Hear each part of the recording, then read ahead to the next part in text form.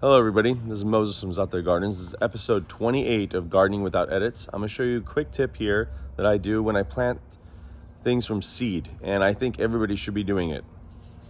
So it's right over here. As you can see, this little cup is that I put seeds into a cup of water for about 24 hours. Any of these floaters that you see on top are pretty much dead. I've tested it before. I've planted the floaters in pots by themselves and none of them came up. And the ones that are sunk below, they came up. So the ones on top, just add some water, and ones that float up, just toss them out. And this also helps germination too. So I have tons of questions, so many questions over the years.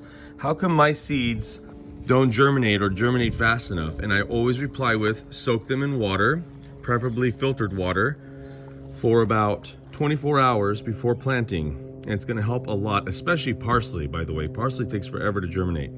But this is what you wanna do. So just toss them out and plant the ones on the bottom. Happy gardening, everyone. Bye.